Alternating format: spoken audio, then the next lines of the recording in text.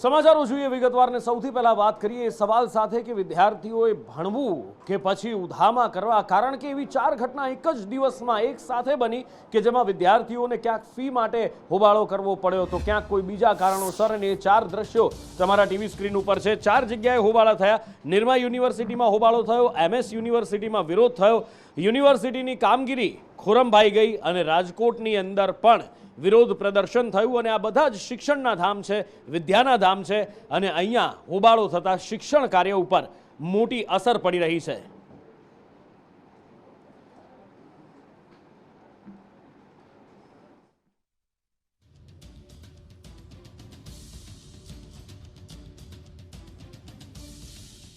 એટલે સવાલ એ થાય, વિદ્યાર્થીઓ પૂછે છે કે આમાં ભણવું તો ભણવું કેવી રીતે? MS યુનિવર્સિટી હોય, નિરમા યુનિવર્સિટી, ગુજરાત યુનિવર્સિટી અને એની સાથે રાજકોટની અંદર આખરે થયું શું? કેમ હોબાળો મચ્યો? કયા કારણો જવાબદાર હતા? સંજય પાસેથી જાણીએ।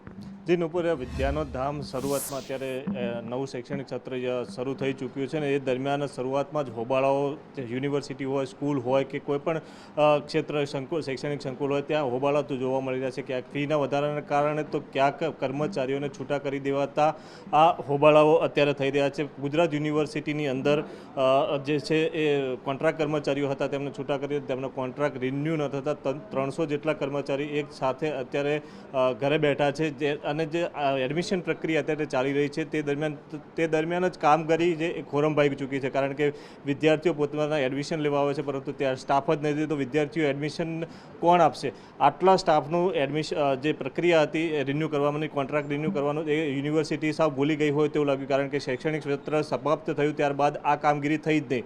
તો બીજી તરફ રાજકોટની અંદર નર્સરીની સ્કૂલની ફી 57,000 ઝડપથી હોવાનું સામે આવ્યું છે। રાજકોટની નિર્મલા કોન્વેન્ટ સ્કૂલ છે જેમાં એક સાથે નર્સરીમાં 17,000 ફી વધારો ઝીકી દેતા NSUIના કાર્યકર્તાઓએ હોબાળો કર્યો હતો અને ફી વધારો પરત ખેંચવા માટે માંગ કરી હતી। તો એમાં એક વાત એ છે કે FRCએ કહ્યું છે કે અમે કોઈ પણ પ્રકારનો ફી વધારો કોઈ પણ સ્કૂલનો મંજૂર નથી કર્યો, તેમ છતાં પણ નિર્મલા કોન્વેન્ટ સ્કૂલ છે એ 17,000 ફી વધુ ફી વસૂલી રહી છે। એટલે ગત વર્ષે તેની 40,000 ફી હતી, એની જગ્યાએ અત્યારે 57,000 ફી નર્સરીમાં વસૂલી રહી છે। તો બીજાની આગળના ધોરણનું તો વિચારવું અલગ રહ્યું। અમદાવાદની અંદર નિરમા યુનિવર્સિટીમાં પણ બેફામ ફી વધારાને લઈને NSUના કાર્યકર્તાઓએ હોબાળો કર્યો હતો અને ફી પરત ખેંચવા માંગ કરી હતી।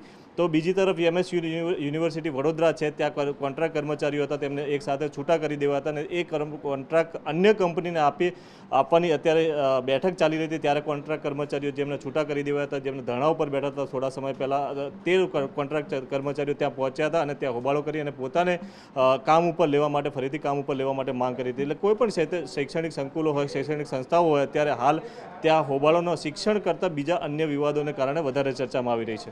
બિલકુલ, અને આગળ વાત કરવી છે એક એવા નેતા જે ગુજરાત ભારતીય જનતા પાર્ટીના શીર્ષ હરોળના નેતા છે, લગભગ બધી જ સરકારની અંદર મંત્રી પણ રહી ચૂક્યા છે, બધા જ મુખ્યમંત્રી સાથે, મોટાભાગના મુખ્યમંત્રી સાથે તેઓ કામ પણ કરી ચૂક્યા છે અને નાયબ મુખ્યમંત્રીનું પદ પણ સંભાળી ચૂક્યા છે। પણ જ્યારે વિજય રૂપાણીની સરકાર બદલવામાં આવી અને 2022માં ટિકિટ ન આપવામાં આવી, સવાલો ઊભા થયા હતા કે નીતિનભાઈના ભવિષ્યનું શું? અને હવે લાગે છે આજે એમના જન્મદિવસે આ સવાલોના જવાબ મળી રહ્યા છે, ને એવા જવાબ કે જેમાં નીતિનભાઈ કદાચ હરખાતા અટકી નથી રહ્યા। નીતિનભાઈની તુલા કરવામાં આવી, એની સાથે ભવ્યાતિ ભવ્ય ઉજવણી કરવામાં આવી અને એમાં પણ મુખ્યમંત્રી હોય, પ્રદેશ પ્રમુખ હોય, મંત્રીઓ હોય, આ બધાનો જમાવડો જોવા મળ્યો અને એની સાથે સુવર્ણ તુલા પણ કરવામાં આવી। એક જ મંચ ઉપર અનેક ધુરંધરોની ઉપસ્થિતિ, પહેલીવાર કડીની અંદર આ રીતે નીતિન પટેલની ભવ્યાતિ ભવ્ય જન્મદિવસની ઉજવણી કરવામાં આવી અને એમાં પણ પ્રદેશ ભાજપ પ્રમુખ CR પાટીલનું ત્યાં સંબોધન થયું અને એ સંબોધન ઘણું બધું કહી ગયું।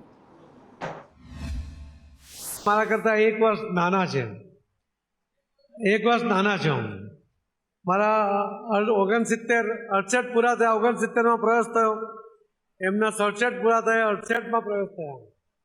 પણ નાના છે ઉંમરમાં, સાઇઝ નાની છે મારા કરતા, પણ હાઈટ બહુ મોટી છે। આજ નીતિનભાઈ પટેલ સાહેબે જે એમનું યોગદાન ગુજરાત માટે આપ્યું છે, વિશેષ કરીને એમણે ઉત્તર ગુજરાતમાં પણ પોતાના વિસ્તારમાં વિકાસના અનેક કામોની ભેટ આપી છે।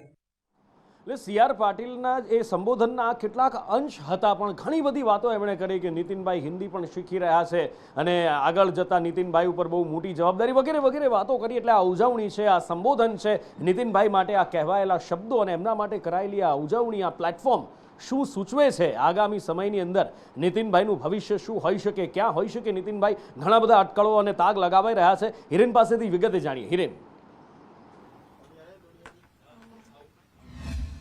લોકસભાની ચૂંટણી નજીક આવી રહી છે અને એ પહેલાં જ એક પ્રકારે શક્તિ પ્રદર્શન નીતિન પટેલે કડીમાં કર્યું છે અને ખાસ આ કાર્યક્રમમાં પ્રદેશ પ્રમુખ સી.આર. પાટીલ, મુખ્યમંત્રી સહિત દરેક પાટીદાર સમાજની સંસ્થાઓ છે, મોટાભાગની સામાજિક સંસ્થાઓના આગેવાનો પણ આ કાર્યક્રમની અંદર હાજર હતા.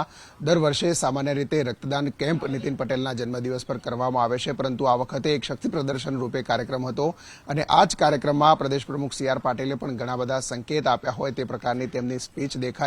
શરૂઆત ત્યાંથી કરવામાં આવી કે અહીંયા જે લોકો હાજર છે એ લોકોને જોઈને નીતિન પટેલનો પ્રેમ શું છે, એમની લોકો વચ્ચે એમની સ્થિતિ શું છે એ જોઈ શકાય છે અને સાથે એ પણ કહ્યું કે નીતિન પટેલની ઈચ્છા શું છે એ પણ એમને પૂછી લઈએ અને એમ કરી અને નીતિન પટેલ સામે ઇશારો કર્યો હતો. જો કે નીતિન પટેલે હાથ જોડી અને હળવું સ્મિત તેમને આપ્યું હતું.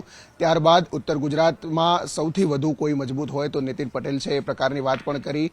નીતિન પટેલના કામ કરવાની સ્ટાઇલની વખાણ તેમણે કર્યા. સાથે ગુજરાત જ નહીં દેશભરની અંદર પણ નીતિન પટેલ ખ્યાતનામ અને જાણીતા છે એ પ્રકારની વાત સી.આર. પાટીલની સ્પીચમાં જોવા મળી. તો અલગ અલગ રાજ્યોમાં લોકસભાની ચૂંટણી અને 9 વર્ષની ઉજવણી માટે જે જવાબદારી સોંપવામાં આવી છે એને લઈ નીતિન પટેલ અત્યારે હાલ હિન્દી શીખી રહ્યા છે અને આગામી દિવસોમાં એમની જે સ્પીચ છે તે હિન્દીમાં ગુજરાતી શબ્દો સાથે જોવા મળશે. આ પ્રકારની વાતો પણ તેમના ભાષણમાં ક્યાંક જોવા મળી.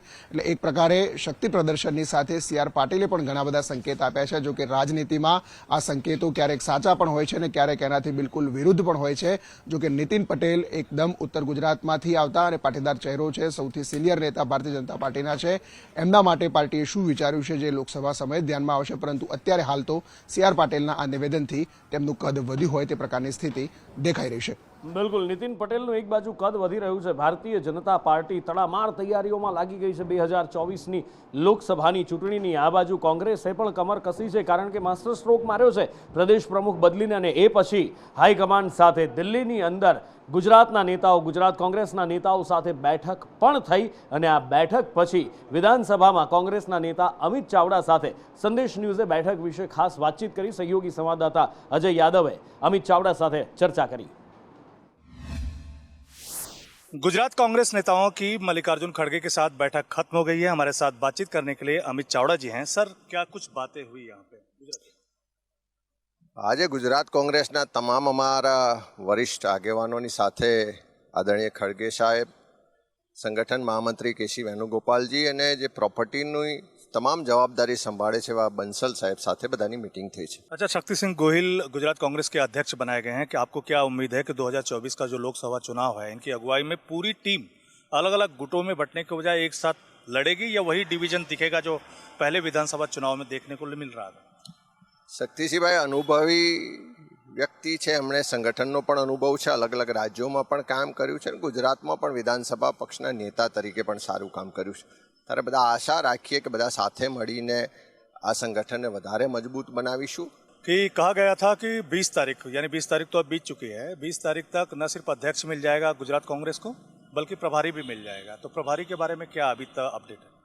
ટૂંક સમયમાં CWCનું પણ નવું ગઠન થઈ રહ્યું છે, ત્યારે આશા રાખીએ અને નેતૃત્વએ નિર્દેશ પણ ઇશારો પણ કર્યો છે કે ટૂંક સમયમાં નવા પ્રભારી ગુજરાત કોંગ્રેસને મળશે. आज बात हुई प्रभारी को लेकर के? ને એમણે નેતૃત્વએ જ વાતમાં ઇશારો આપ્યો છે કે હવે પ્રદેશ પ્રમુખની જે પ્રક્રિયા પૂર્ણ થઈ છે ને ટૂંક સમયમાં CWCનું પુનઃગઠન થશે, જેથી ગુજરાત કોંગ્રેસને પણ પ્રભારી મળશે. तो आपने सुना अमित चावड़ा जी को, जो मल्लिकार्जुन खड़गे के साथ गुजरात कांग्रेस के नेताओं की जो बैठक हुई उसके बाद बता रहे थे कि किस तरह से 2024 के लोकसभा चुनाव को लेकर के मल्लिकार्जुन खड़गे के साथ चर्चा हुई और इसके साथ ही संगठन किस तरह से विस्तार पाए और संगठन में लोगों का प्रतिनिधित्व हो, इसको लेकर चर्चा की गई. और साथ ही साथ आने वाले समय में गुजरात में विभिन्न कार्यक्रम संगठन के स्तर पे, पार्टी के स्तर पे लिए जाएंगे, उन सब पे चर्चा की गई. लेकिन मल्लिकार्जुन खड़गे की तरफ से संकेत दिया गया कि चूंकि प्रदेश अध्यक्ष की नियुक्ति गुजरात के लिए हो चुकी है, लेकिन जल्दी ही गुजरात कांग्रेस प्रभारी की भी नियुक्ति हो जाएगी. दिल्ली से कैमरामैन राजू चौहान के साथ मैं अजय यादव, संदेश न्यूज. એટલે કોંગ્રેસની પણ તૈયારીઓ ચાલી રહી છે. પ્રદેશ પ્રમુખ શક્તિસિંહ સાથે જ્યારે સંદેશ ન્યૂઝે વાતચીત કરી હતી તો એમણે પણ કહ્યું હતું કે આ એક રૂટીન પ્રક્રિયા છે અને આની અંદર કેટલાક સંગઠનાત્મક નિર્ણયો લેવાતા હોય છે. પણ સવાલ એ છે કે શું માત્ર સંગઠનાત્મક નિર્ણયો જ લેવામાં આવ્યા છે કે પછી ફેક્ટ ફાઇન્ડિંગ કમિટી હતી, કોંગ્રેસને નુકસાન પહોંચાડ્યું 2022માં એવા પક્ષના જ પક્ષ વિરોધી કાર્ય કરનાર લોકો હતા, એમની સામે પણ એ રિપોર્ટ રજૂ કરવામાં આવ્યો. બીજી કઈ કઈ વાતો પ્રભારીની પણ હજી વરણી બાકી છે. ઘણી બધી તૈયારીઓ કોંગ્રેસે કરવાની છે કારણ કે 2024ની અંદર ફિનિક્સની જેમ બેઠા થવાનું છે. 19 અને 14નું સ્કોર કાર્ડ 26માંથી 0 બોલે છે કોંગ્રેસનું. તો આ બેઠકની અંદર શું ચર્ચાઓ થઈ કારણ કે નવનિયુક્ત પ્રમુખ પણ હાજર હતા, એમની સાથે દિગ્ગજ નેતાઓ કોંગ્રેસના હાજર હતા. મયુર પાસેથી જાણીએ. મયુર,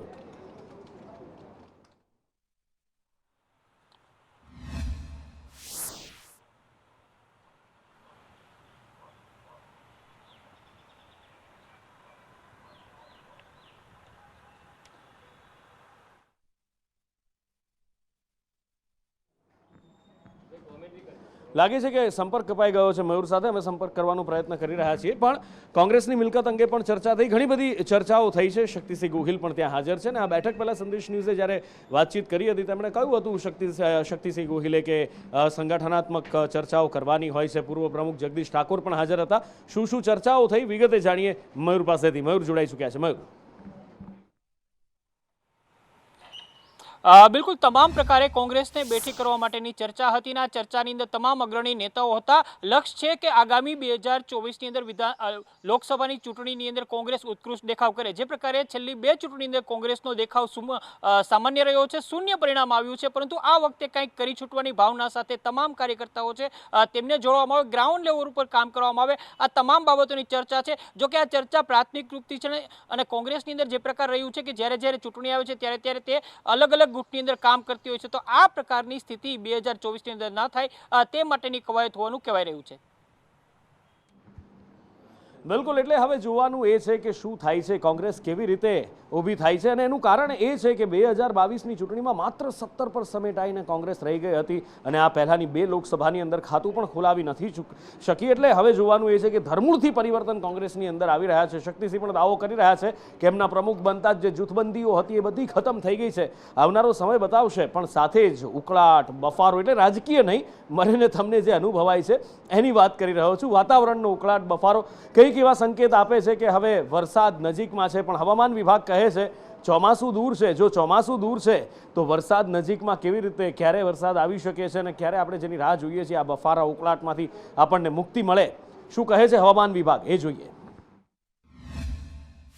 साउथ गुजरात रीजन में जैसे वलसाड, नवसारी, सूरत में भी हो सकता है और सौराष्ट्र कच्छ में अगले 2 दिन में वेदर मोस्टली ड्राई होने का संभावना है और बारिश होने का संभावना ज़्यादा नहीं है, लेकिन 26 तारीख से आइसोलेटेड लाइट रेनफॉल एक्टिविटी हो सकता है. कहीं कहीं जगहों में मॉडरेट रेन भी हो सकता है. अहमदाबाद में कुछ ऐसे पार्टली क्लाउडी स्काई रहेगा, रेनफॉल होने का ज़्यादा संभावना नहीं है. एक आध जगह में कोई लाइट रेन हो गया तो हो गया, लेकिन बिल्कुल बहुत कम चांस है रेन होने.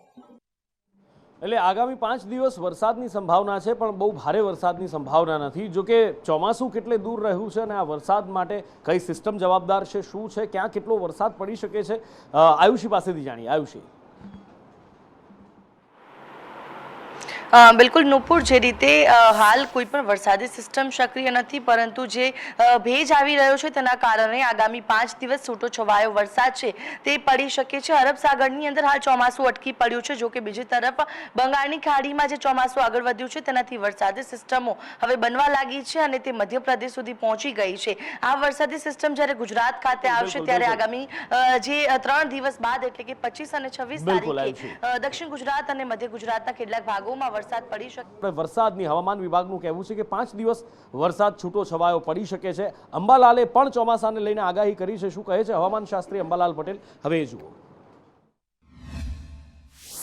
લગભગ 26થી 30 તારીખમાં આ સિસ્ટમ ગુજરાતના ભાગોમાં પણ આવી જશે અને ગુજરાતમાં પણ ભારેથી અતિભારે વરસાદ થવાની શક્યતા રહેશે. અન્ય બાબતો જોઈએ તો આ સિસ્ટમ લગભગ 10 દિવસ ચાલશે અને આપણે ત્યાં જે વરસાદની સિસ્ટમ છે એ 8મી જુલાઈ સુધી ચાલવાની શક્યતા રહે છે. એટલે આ જે વરસાદ જે છે એ વાવાઝોડું જે છે ત્યાંની ગતિવિધિના લીધે, કારણ કે આ વાવાઝોડું બંને સર્ક્યુલેશનનો ભિન્ન ભિન્ન ભાગોમાં થતા હતા દેશના, એટલે બહાર ના જઈ શક્યું. એટલે એક તરફ અંબાલાલ આગાહી કરી રહ્યા છે કે બંગાળની ખાડી તરફથી ચોમાસાની સિસ્ટમ આવી રહી છે. હવામાન વિભાગનું કહેવું છે કે 5-7 દિવસ વરસાદ થઈ શકે છે, પણ પૂર્વોત્તરના રાજ્યો કે બીજા અન્ય રાજ્યોની અંદર અત્યારે પરિસ્થિતિ બદથી બદતર થઈ છે. લાખો લોકો પૂરથી પ્રભાવિત થયા છે. કયું છે રાજ્ય, શું પરિસ્થિતિ, ભાવિની પાસેથી જાણીએ. નુપુર, વાત કરીએ પૂર્વોત્તર વિસ્તારની, પૂર્વોત્તર રાજ્યોની, ત્યાં અત્યારે ભયાનક સ્થિતિ સર્જાઈ છે. તારાજી જેવા દ્રશ્યો સામે આવ્યા છે. અને વાત કરીએ આસામની, તો આસામમાં ભારે વરસાદને કારણે પૂર આવ્યું છે. 20 જિલ્લા એવા છે જ્યાં 1.5 લાખથી વધારે લોકો છે પૂર પ્રભાવિત થયા છે. અસરગ્રસ્ત વિસ્તારમાં કમર સુધીના પાણી ભરાઈ ગયા છે. લોકોના ઘરમાં પાણી ઘૂસી ગયા છે, દુકાનોમાં પાણી ઘૂસી ગયા છે, નથી ધંધા રહ્યા, લોકોના ઘર પણ અત્યારે નથી રહ્યા, આવી પરિસ્થિતિ સર્જાઈ ગઈ છે. અનેક લોકોનું, લાખો લોકોનું અત્યાર સુધીમાં સ્થળાંતર કરવાની પણ નોબત આવી ગઈ છે. જો કે પૂરગ્રસ્ત જેટલા પણ વિસ્તારો છે ત્યાંથી સ્થળાંતરની સાથે તે લોકોની સેવા પણ પહોંચાડવામાં આવી છે. તો કેટલાક લોકો હજુ પણ અટવાયેલા છે, તેમના માટે રેસ્ક્યુ ઓપરેશન હાથ ધરવામાં આવ્યું છે. NDRFની ટીમો ત્યાં તૈનાત કરી દેવામાં આવી છે. મોટી સંખ્યામાં હજુ પણ અન્ય રાજ્યોમાંથી પણ ત્યાં NDRFની ટીમો પહોંચી ગઈ છે. તો અત્યાર સુધીમાં 70 રસ્તાઓ એવા છે જે તૂટી ગયા છે. અનેક ગામના સંપર્ક પણ કપાઈ ગયા છે. તો 200 થી 300 ગામ એવા છે જ્યાં અત્યારે વીજળી પણ નથી. તો સાથે જે 7 એવા પુલ છે જે બેસી ગયા છે, જેના કારણે અવરજવર પણ અટકાઈ ગઈ છે. લોકોની ઓફિસો પણ અત્યારે બંધ થઈ ગઈ છે, કારણ કે અવરજવરના રસ્તાઓ છે એ જ અત્યારે સ્ટોપ થઈ ગયા છે. અને આ સાથે જેમ જેમ આગળના જે બીજા અન્ય રાજ્યો છે, જેમ કે ભૂટાનમાં પણ અત્યારે, બીજા દેશની જ્યારે વાત કરીએ, ભૂટાનમાં પણ અત્યારે ધોધમાર વરસાદને કારણે પાણી હવે ત્યાંથી સીધા જ આસામ બાજુ આવી રહ્યા છે, સિક્કિમ બાજુ આવી રહ્યા છે. સિક્કિમમાં પણ અત્યારે એ જ પરિસ્થિતિ જોવા મળી રહી છે. સાથે જ અરુણાચલ પ્રદેશમાં પણ અત્યારે ધોધમાર વરસાદ વરસી રહ્યો છે. અને ભારે વરસાદને કારણે ધીરે ધીરે સ્થિતિ વિકટ બનતી જઈ રહી છે. અત્યાર સુધીમાં 11 રાજ્ય એવા છે જ્યાં ધોધમાર વરસાદ વરસી રહ્યો છે. તો બીજી બાજુ પરિસ્થિતિ એવી છે કે 6 રાજ્યો દેશના એવા છે જ્યાં અતિશય ગરમી પડી રહી છે, જેના કારણે બફારાથી લોકો હવે પરેશાન થઈ ગયા છે. બિલકુલ, ગરમી અને બફારો, અને બીજી બાજુ આ દ્રશ્યો, એટલે કુદરતનો કહેર, કુદરતની થપાટ કોને કહેવાય એ આપણે જોઈ રહ્યા છીએ. અને એનું કારણ છે ગ્લોબલ વોર્મિંગ, ક્લાઇમેટ ચેન્જ, અને માણસે જ કરેલું આ બધું છે ને. એના માટે જ પર્યાવરણની જાળવણી જરૂરી છે. અને પર્યાવરણની જાળવણી માટે વડાપ્રધાન નરેન્દ્ર મોદી વૈશ્વિક સ્તરે અપીલ કરતા આવ્યા છે. અને અત્યારે જ્યારે વડાપ્રધાન નરેન્દ્ર મોદી અમેરિકાની અંદર છે, અમેરિકામાં ભારતનો ડંકો વાગી રહ્યો છે, એ 6 દ્રશ્યો આપને બતાવવા છે. જ્યારે વડાપ્રધાન નરેન્દ્ર મોદીનું વોશિંગ્ટન ડીસીમાં આગમન થયું, દબદબાભેર આગમન, વડાપ્રધાન નરેન્દ્ર મોદીનું વરસતા વરસાદની અંદર સંપૂર્ણ રાજકીય સન્માન સાથે વડાપ્રધાન નરેન્દ્ર મોદીને આવકારવામાં આવ્યા. એક તરફ હિન્દુસ્તાનનો એક ગર્વ સાથેનો તિરંગો લહેરાતો જોવા મળ્યો, બીજી બાજુ એ સ્ટાર સાથેનો અમેરિકાનો ઝંડો પણ લહેરાતો જોવા મળ્યો. અને જ્યારે વડાપ્રધાન નરેન્દ્ર મોદી પહોંચ્યા ત્યારે ભારતીયો, ત્યાં વસતા NRI ભારતીયો ત્યાં પહોંચી ગયા હતા. NRI પહોંચ્યા અને મોટી સંખ્યામાં NRI મોદી મોદી, ભારત માતા કી જય, જય હિન્દના નારા લગાવી રહ્યા હતા. અને વડાપ્રધાન નરેન્દ્ર મોદીની ઝલક મેળવવા માટે મોટી સંખ્યામાં લોકો હતા. વડાપ્રધાને પણ કોઈને નિરાશ નથી કર્યા, તમામ લોકોનું અભિવાદન ઝીલ્યું છે. વ્હાઇટ હાઉસની અંદર વડાપ્રધાન નરેન્દ્ર મોદી પહોંચ્યા. જો બાઇડન અને જીલ બાઇડન દ્વારા એક પ્રાઇવેટ ડિનરનું આયોજન કરવામાં આવ્યું હતું. એની સાથે જ NSFની પણ વડાપ્રધાને મુલાકાત લીધી. અને પ્રાઇવેટ ડિનર પછી બાઇડન પરિવારને તેમણે અમૂલ્ય ભેટ પણ આપી છે. અને હવે સ્ટેટ ડિનરની તૈયારીઓ પણ થઈ રહી છે. અને જીલ બાઇડન તેનું સીધું જ નિરીક્ષણ પોતે જ કરી રહ્યા છે.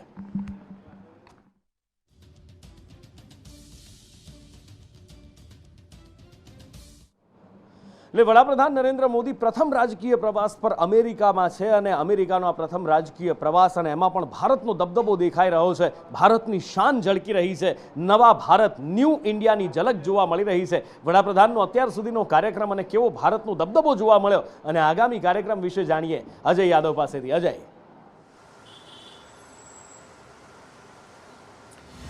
निश्चित तौर पे नुपुर, जो प्रधानमंत्री नरेंद्र मोदी की अमेरिका की 4 दिन की यात्रा है उसमें आज सबसे अहम दिन है, क्योंकि आज जो अमेरिका के साथ भारत का एग्रीमेंट होगा उसमें न सिर्फ भारत की बल्कि पूरी दुनिया भर की नज़रें टिकी हुई हैं कि किस तरह का एग्रीमेंट होगा। हालांकि पहले से ही ऐलान किया गया है कि ये फ्यूचर का एग्रीमेंट है, और जब भी अमेरिका किसी को फ्यूचर का LI बनाता है तो बहुत सोच समझकर बनाता है, और ऐसे ही जल्दबाजी में कोई फैसला नहीं लेता है।